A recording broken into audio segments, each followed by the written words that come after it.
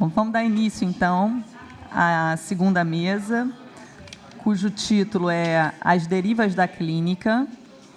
E nós vamos ter as falas, vou logo apresentar os dois.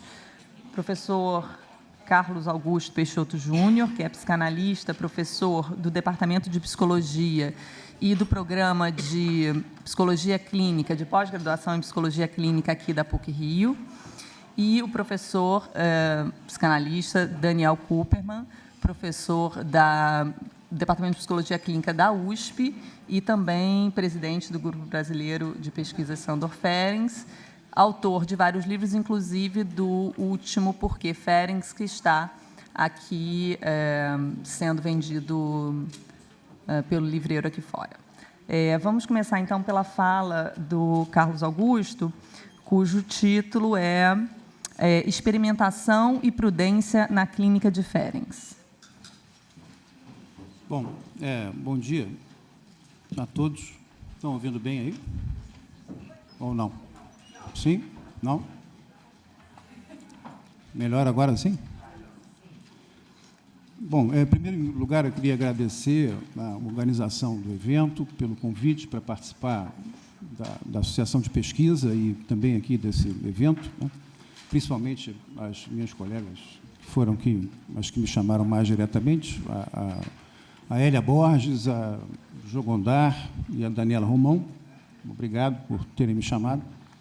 E, desde o primeiro momento, né, em que eu soube do título do evento, que eu achei muito interessante, inclusive, esse título, né, Ferencz, a Clínica nos Confins,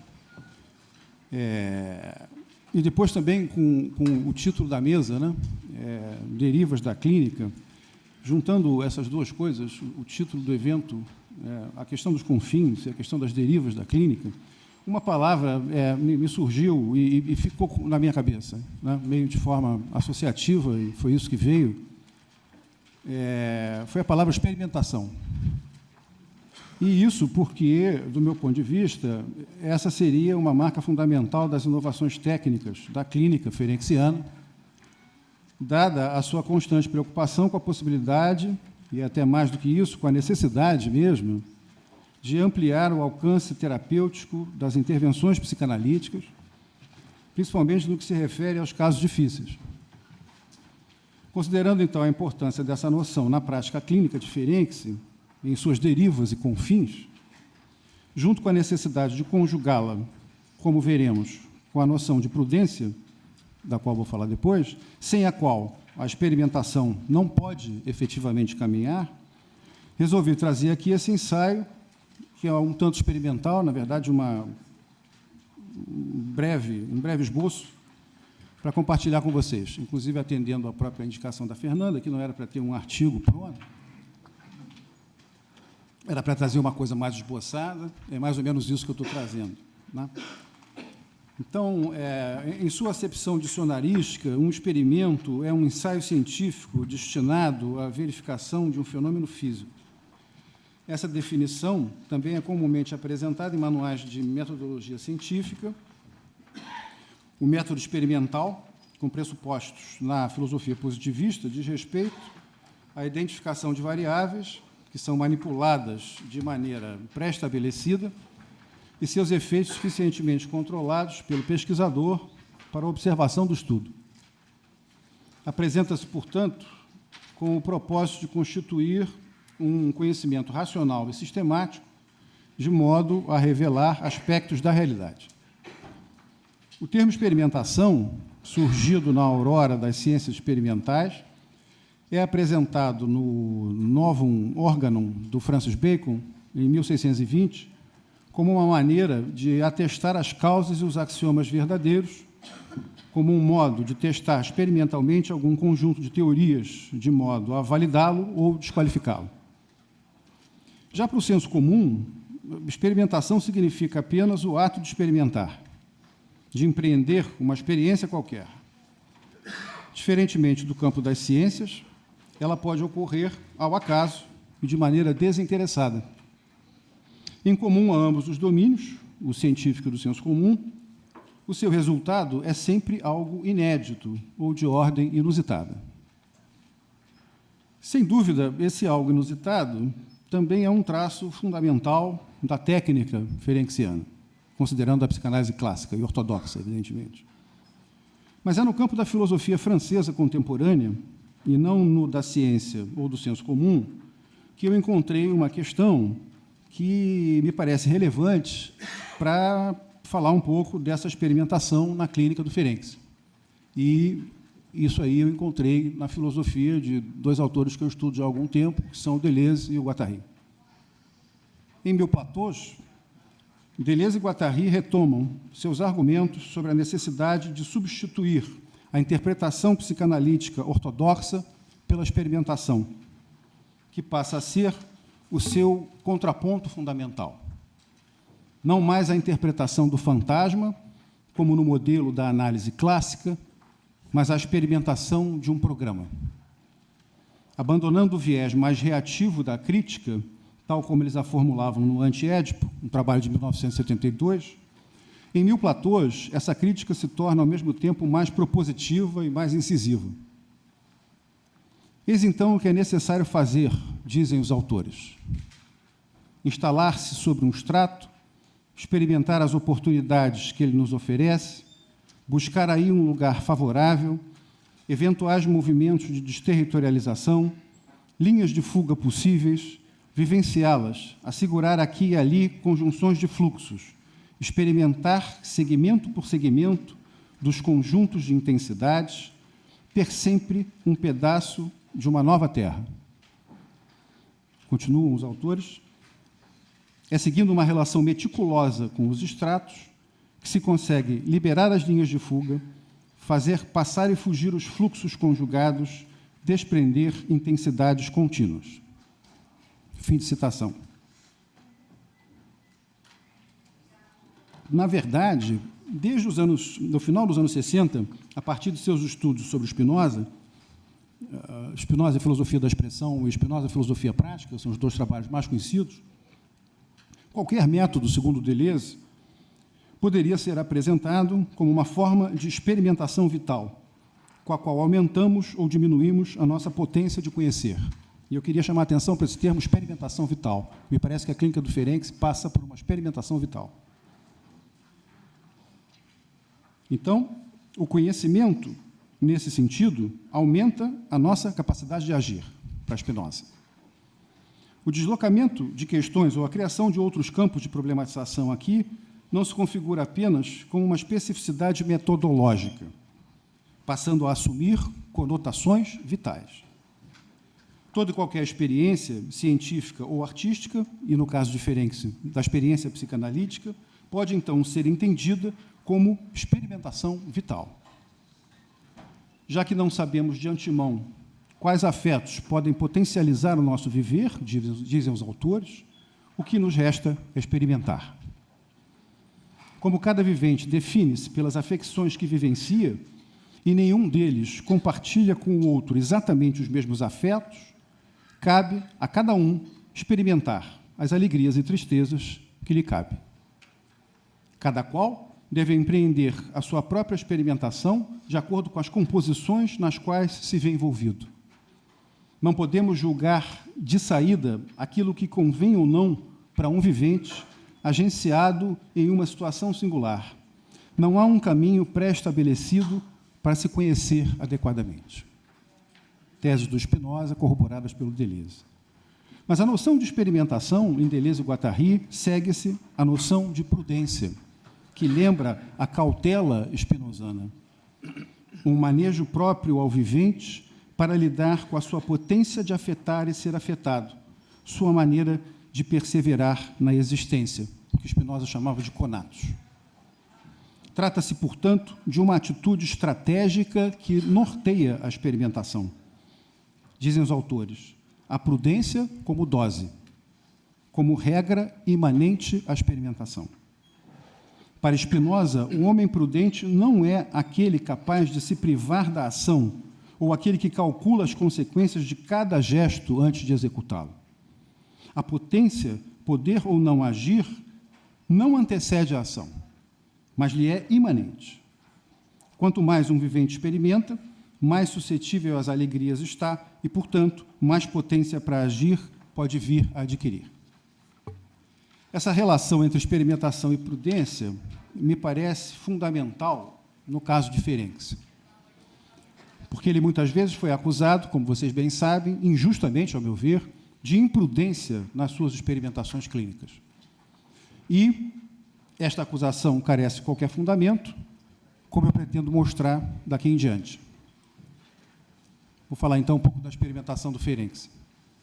Na primeira fase dessa experimentação, a técnica ativa, tão incentivada e admirada por Freud, é, sobretudo, uma questão de frustração. Nas fases posteriores, seu interesse clínico está voltado para as possibilidades de gratificação como fator de progresso na terapia analítica. Mas, em todos os momentos, como mostrou André Hénal, a pesquisa que a sustentava era totalmente coerente e prudente. Ferenczi procurava compreender o papel do analista, tema tabu até então, e sua implicação no processo terapêutico. Na técnica ativa, tratava-se de intervir através de interdições e injunções, sempre a contrapelo do princípio do prazer. O aumento de tensão produzido pelo desprazer provocado por essas intervenções resultava em um deslocamento libidinal que traria à tona o material inconsciente a ser interpretado.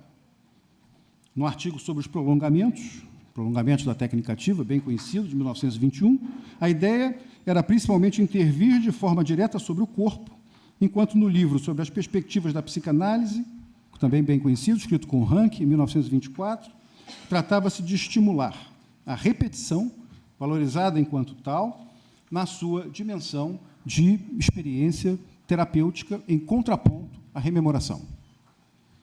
Aqui, ainda se tratava prioritariamente de interpretar, da técnica ativa como um auxiliar da interpretação. Mas Ferenczi já estava alerta para a importância da prudência que deveria acompanhar essa atividade experimental, como deixa claro o artigo sobre as contraindicações da técnica ativa, de 1926, que vocês também conhecem, onde o termo prudência é reincidente. Várias vezes o Ferenczi usa o termo prudência. Pode-se considerar que Ferenczi inicia uma virada de 180 graus no seu método quando retira a ênfase da técnica ativa e desenvolve o princípio de relaxamento e neocatarse em 1929, o que não agradou nada a Freud. Ele se deu conta, Ferenczi, de que a técnica ativa acabava, em última instância, aumentando as resistências e de que, ao encorajar o analisando a mudar seu comportamento, ele estava, muitas vezes, encorajando-o a relaxar. O experimento com o relaxamento envolvia reduzir a tensão e a frustração na sua ação analítica por intervenções empáticas, mais do que pela interpretação, por demonstrações de cuidado e afeto verdadeiros, pela sinceridade e honestidade da parte do analista, por uma redução da necessidade de poder e controle na relação e pela mutualidade na interação, quando necessário. Ou seja, tratava-se, antes de tudo, de empregar a empatia ao invés da confrontação ativa das resistências, tal como ocorria nas técnicas clássica e ativa. Segundo Lewis Aron, se para Freud a análise era como uma luta, uma espécie de combate metafórico, para Ferenczi, a partir daquele momento, a psicanálise passava a ser fundamentalmente um ato de ternura materna, uma experiência de colaboração afetiva. Reduzir a tensão ao invés de aumentá-la não implicava em que se conduzisse uma análise pela tentativa de remover todas as instâncias de ansiedade, tensão, frustração ou privação. Não se tratava disso. Ferenczi esclareceu sua percepção da ambivalência na terapia de relaxamento com a introdução de um novo conceito, o de economia do sofrimento, que, infelizmente, eu não vou ter tempo de desenvolver aqui, mas que é um conceito importante no contexto do relaxamento. A experimentação com o relaxamento não era apenas uma mudança na conceituação da atividade entre terapeuta e paciente, mas uma maneira de enfatizar a contribuição do analista para o processo terapêutico. Ela realçava, basicamente, a ideia de uma psicologia a duas pessoas, termo depois recuperado pelo Balint, como vocês devem saber também. O funcionamento, o estilo de interpretação, a personalidade e a habilidade do analista eram introduzidos em uma perspectiva dual, lado a lado com o funcionamento do analisando. A disposição do analista para criar uma atmosfera democrática e mútua de intercâmbio na situação analítica ajudava a reduzir os efeitos prejudiciais de questões como poder e controle, as quais são, ou seriam, supostamente, inerentes ao lugar de suposta autoridade do analista. Conforme sabemos, Ferenczi tornou-se o primeiro psicanalista a empregar suas reações contratransferenciais como uma ferramenta significativa para o entendimento do processo analítico e para contribuir com a situação terapêutica.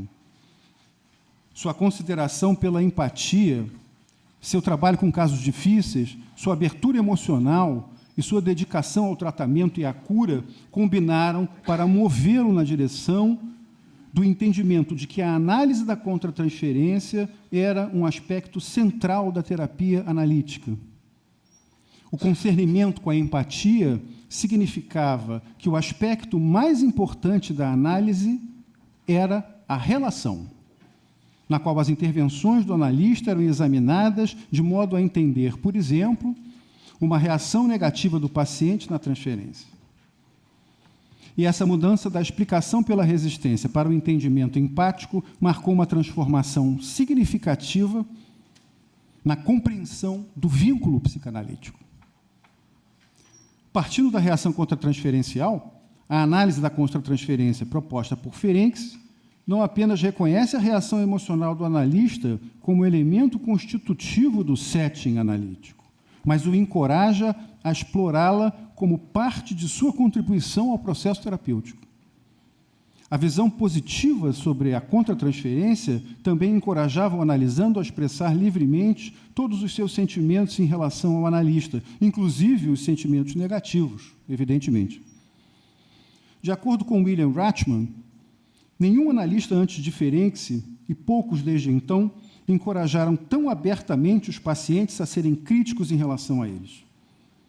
Porque ele não reagia com silêncio, distância defensiva ou retaliação, o paciente podia usá-lo como continente para o seu ódio e para diversos sentimentos negativos, tal como proporia posteriormente Bion.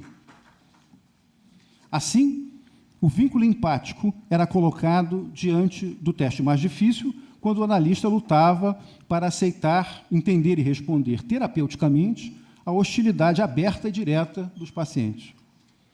Inclusive, Ferenczi chegou a instar os analistas a tomarem esses ataques como declarações significativas a respeito do estado emocional da situação terapêutica, e não como resistências inerentes à relação transferencial. A chave do sucesso terapêutico era um contínuo relacionamento empático, através do monitoramento da reação contratransferencial.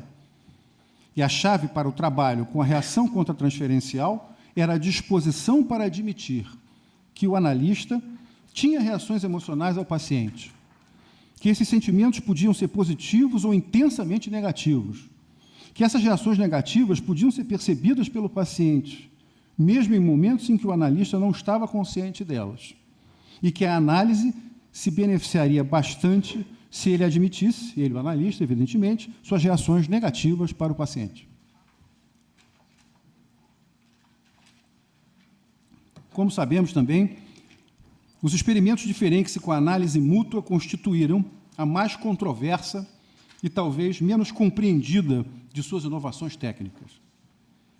Tratava-se de uma experimentação clínica radical, acompanhada de um pensamento arrojado e aberto, plena de elementos relacionais ricos e vitais, como queria Spinoza, e que nos leva a reexaminar a própria natureza da relação analítica. A análise mútua estava baseada na ideia de que o analisando pode oferecer ao analista algo de valor em momentos em que ele não está apto a fornecer uma interpretação adequada ou mesmo uma resposta empática. O mínimo que o analista pode fazer nessas circunstâncias, dizia Ferenczi, é ser genuíno a respeito de sua inadequação, assumindo pontos cegos e fraquezas contratransferenciais.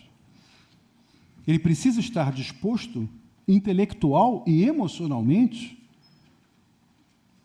a manter uma atitude humilde e inquisitiva que permita um questionamento de suas considerações teóricas, de método, técnicas de intervenção terapêutica e contribuição pessoal para o andamento da análise.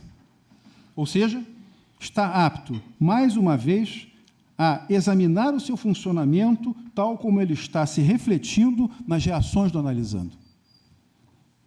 Mas Ferenczi também não empreendeu seus experimentos clínicos com a análise mútua sem estar consciente das dificuldades e perigos nele envolvidos. Pois, como dizíamos antes, sempre houve prudência de sua parte. Ele sabia que, colocando a si mesmo nas mãos do paciente, estava correndo um risco. Ainda assim, estava disposto a arriscar a sua própria segurança emocional, de modo a manter uma conexão afetiva empática com o analisando. No entanto, ele se deu conta de que a análise mútua era realmente limitada. Na verdade, guiado pela cautela em sua experimentação, mais uma vez, ele considerou que, dada a simetria problemática que lhe era inerente, ela acabava se tornando mais uma fonte de resistência e impasse do que uma abertura para o aumento da potência clínica no sentido spinozano. Mesmo assim, em sua introdução ao diário clínico, Judith Dupont chama atenção para não jogarmos fora o bebê junto com a água do banho. Ferenczi, diz ela, conclui que a análise mútua é um recurso que, na falta de coisa melhor, se tornou necessário por causa da análise insuficientemente aprofundada dos analistas. Dessa técnica abandonada, algo nos resta, porém, as interpretações de contratransferência. E continua Dupont, com efeito, talvez toda a experimentação da análise mútua seja essencialmente o resultado das análises didáticas tal como eram praticadas na época, inclusive a de Ferenczi e Freud.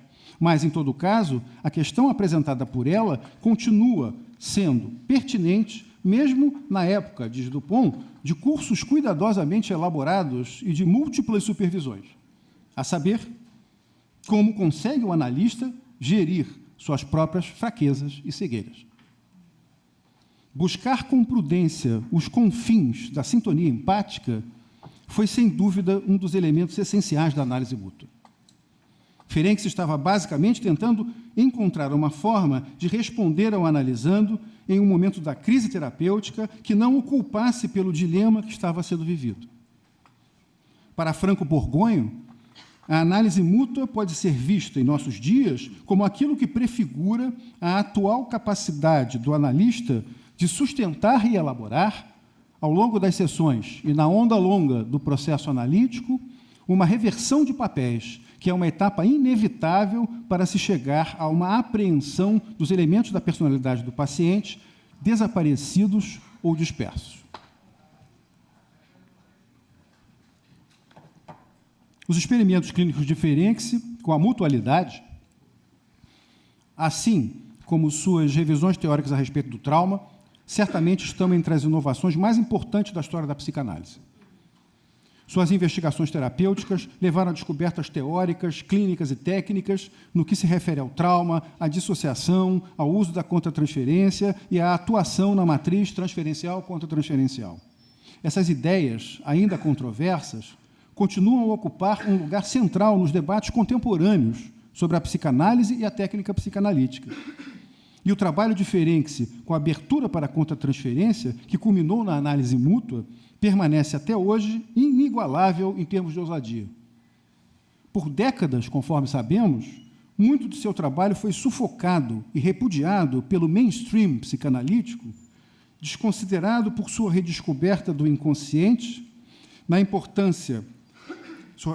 por sua redescoberta do interesse na importância etiológica do trauma exterior e porque era percebido como alguém que encorajava, entre aspas, segundo o pessoal do mainstream, perigosas regressões em seus pacientes, além de tentar curá-los através do afeto. Uma das grandes tragédias da história da psicanálise, aliás, foi a supressão, por mais de meio século, dos experimentos relatados em seu diário clínico, assim como da sua correspondência com Freud. Conforme vimos, o trabalho